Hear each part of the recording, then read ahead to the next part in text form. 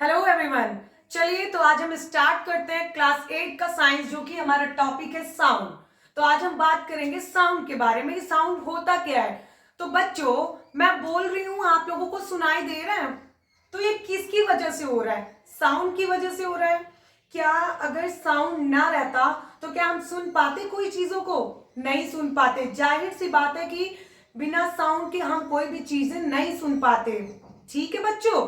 तो अच्छा बच्चों, ये बात कीजिए आप कि आप कॉल आते हैं, आप बात करते हो, कैसे बात करते हो? जब आपके कान से सुनाई देता है तभी ना।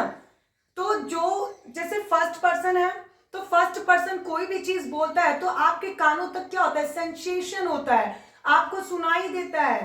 कानों में आपको उस साउंड का क्या होता है? साउंड प्रोड्यूस होता है, सेंसेशन होता है, आप उस चीज को सेंस करते हो, तभी सुनाई देता है ना। तो बेटा sound is a form of energy. Sound क्या है? It is a form of energy. For example, आपके घर में फैन चल रहा है, लाइट ऑन होगी, आप फोन यूज कर रहे हो, तो फोन यूज करने के लिए भी एक चार्जिंग पॉइंट की जरूरत होती है। जब आपका फोन चार्ज होगा देन आप फोन यूज कर पाओगे।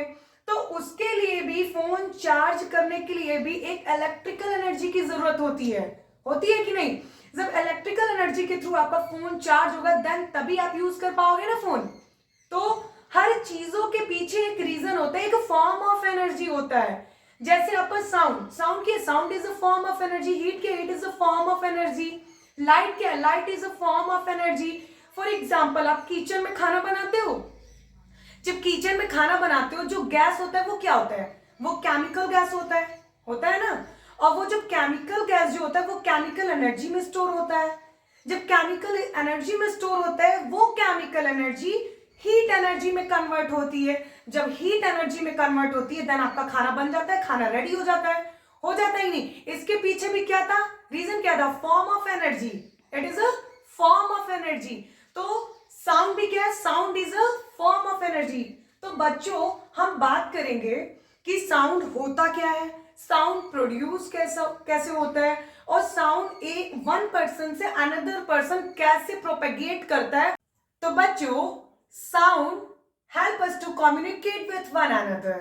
साउंड क्या करता है? हमें मदद करता है कम्युनिकेट करने में। ठीक है बच्चों। अब बात करते हैं साउंड अराउंड अस। बच्चों, तो आप लोग अपने चारों तरफ साउंड आप लोग सुनते होंगे। जाहिर सी बात है, जैसे आपके घर के बाहर कोई मेहमान आए तो आपके गेट के पास डोरबेल लगा होगा, तो वो क्या होता है? डोरबेल बजाते उसके उसके बाद आपको सुनाई देती है, एक साउंड निकलता है, आपको सुनते हैं, जिससे आपको पता चलता है कि घर के बाहर गेस्ट आए हैं। फिर आप जब स्कूल में होते हो, लंच टाइम क्या होता है? बेल लगती है, तो उसमें भी क्या होती है? साउंड प्रोड्यूस होती है, आप लोगों को सुनाई देती है, तब पता चलता है कि हाँ लंच हो गया। तो किसके थ्रू होता है? साउंड के थ्रू आपको पता चलता है, साउंड के थ्रू पता चलता है ना। तो इससे बेटा ये पता चलता है साउंड कहीं ना कहीं हमारे चारों तरफ, आप डेली लाइफ में आप सुनते हो। आप एक दूसरे से बात करते हो तब भी उसमें भी बिना साउंड के क्या सामने वाला सुन पाएगा? ठीक है। मैं आपसे, आप सोच रहे होंगे कि मैम पागल हो गई, सुनाई दिया आप लोगों को? नहीं दिया ना। क्या बिना मेरे बोले आपको मेरी बात आपको समझ में आएगी? नहीं आएगी। बिना साउंड निकले, बिना आपके कान में सेंसेशन हुए क्या आप मेरी बातों को समझ पाओगे? नहीं समझ पाओगे।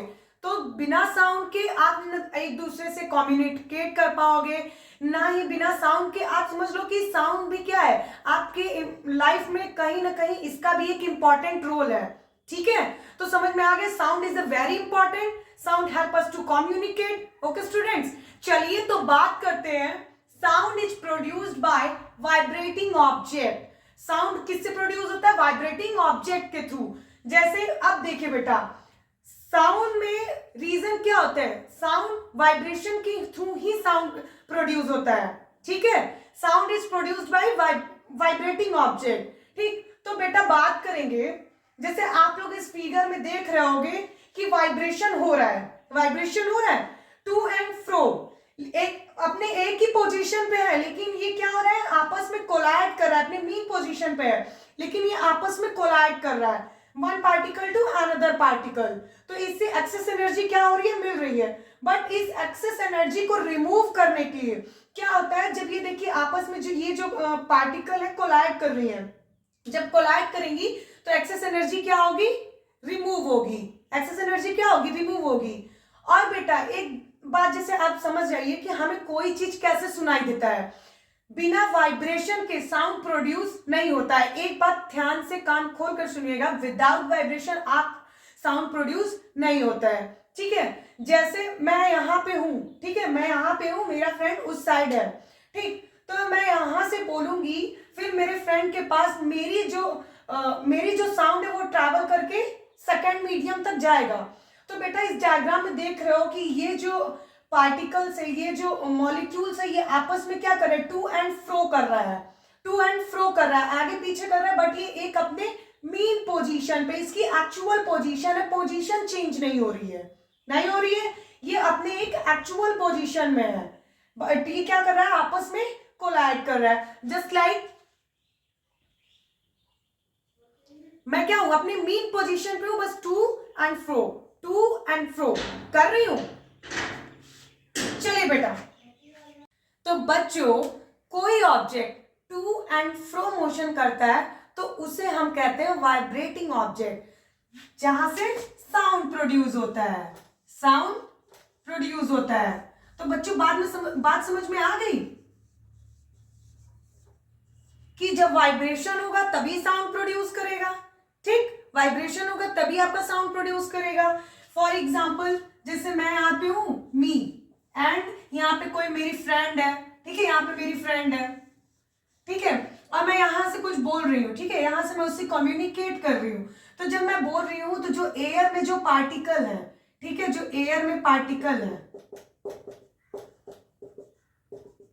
ये सब जो एयर में पार्टिकल है वो क्या करेंगे, one particle to another particle, one to another, one to another, one to another, ये क्या करेंगे, एक दूसरे तक क्या करेंगे, कोलाइड करेंगे, फिर जहां मेरी फ्रेंड है वहां तक क्या करेंगे, प्रोपेगेट करेंगे, one medium to another medium तक क्या करेंगे, ये प्रोपेगेट करेंगे। देन उसके बाद मेरी फ्रेंड को वो सुनाई देगा, फिर वो मेरे से बातें करेगी ना। तो बच्चों समझ में आ गया कि जब भी किसी ऑब्जेक्ट पे टू एंड फ्रो मोशन होता है तो उसे हम वाइब्रेटिंग ऑब्जेक्ट कहते हैं, जहां से आपका साउंड प्रोड्यूस होता है। तो साउंड क्या होता है बच्चों, आप लोग समझ गए, उम्मीद है कि आप लोग साउंड समझ गए होंगे। तो बच्चों आप कुछ केसेस में वाइब्रेशन को इजीली तरीके से देख सकते हो। अब आप ये सोचोगे कि हम वाइब्रेशन को कैसे देख सकते हैं, ठीक है बच्चों, आप एक ग्लास पानी लो, ठीक है, ग्लास ऑफ वाटर लो, यहाँ पे एक ग्लास पानी लिया बच्चा, मैं ऐसे रफली डायग्राम बना रही हूँ आप लोगों को समझाने के लिए। ये एक ग्लास आप पानी लिए, ठीक है, एक ग्लास पानी लिए और पतली सी छड़ी से या पतली सी स्टिक से इस पे मारे, ठीक है, ये आपका बेटा स्टिक हो गया, इस मारे। तो बेटा क्या होगा, जब आप पतली सी स्टिक से ग्लास पे मारोगे तो एक वेव जनरेट होगा पानी में, हो रहा है ना वेव। जैसे ही आप मारोगे एक ग्लास पानी में, एक ग्लास पानी लेके स्टिक से मारोगे तो पानी में क्या होगा, एक वेव जनरेट होगा। ये देख रहे हो आप लोग, जैसे एक वेव जनरेट हुआ। तो वाइब्रेशन को आप इजीली तरीके से देख पा रहे हो बेटा, क्यों देख पा रहे हो वाइब्रेशन को इजीली तरीके से, रीजन है बेटा क्योंकि इसका एम्पलीट्यूड ज्यादा था, एम्पलीट्यूड ज्यादा था, इस वजह से आप वाइब्रेशन को इजीली तरीके से देख पाए।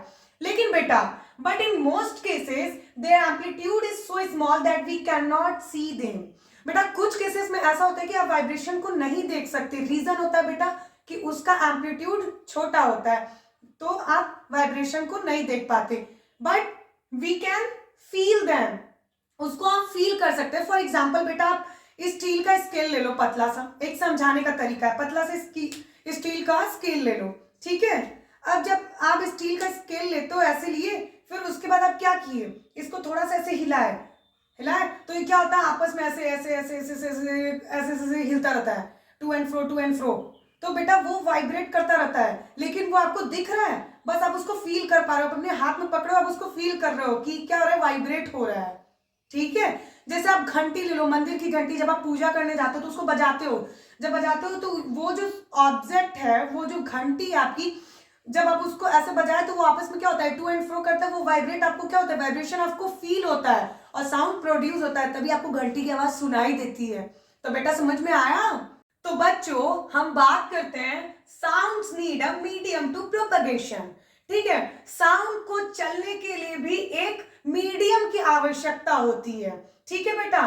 तो the medium can be like solid, liquid, gas. ठीक है, तो बेटा आप डायग्राम में देख रहे होगे सॉलिड, लिक्विड, गैस का कि एक बच्चा है वो टेबल पे क्या है, एक तरफ कान लगाया और दूसरी तरफ दूसरा बच्चा लगाया हुआ है। तो पहला वाला बोलता है कि क्या बोल रहा है कि दूसरे वाले से कि तुम टेबल के कॉर्नर पे नॉक नॉक करो। तो जब वो लड़का टेबल के कॉर्नर पे नॉक नॉक करता है तो उसको क्या करता है, आवाज अच्छी तरीके से सुनाई देता है। ठीक है, साउंड क्या होता है, तो इसका मतलब क्या आप समझ रहे हो कि साउंड सॉलिड में क्या इजीली तरीके से ट्रैवल कर रहा है, जिसकी वजह से उस बच्चे को क्या हुआ, सुनाई दिया। ठीक है, अब आप दूसरा डायग्राम देख रहे हो लिक्विड का देख रहे हो कि एक बच्चा एक बकेट में पानी डाला, उसमें घंटी डाला, उसको बजाने की कोशिश कर रहा है और वो जो टब के पास है वो कान लगाया है। ठीक, तो जब तक वो टब के पास कान लगाया और घंटी को बजा रहा है तो उसको सुनाई दे रहा है। ठीक है, तो साउंड क्या होता है, लिक्विड मीडियम में भी प्रोपेगेट करता है, उसमें भी सुनाई देता है। अब बात करते हैं गैस की। आप देख रहे हो एक बच्चा एयर के थ्रू सुनने की कोशिश कर रहा है तो उसमें भी सुनाई देगा, लेकिन उस तरीके से नहीं सुनाई देगा जैसे सॉलिड में सुनाई दिया था।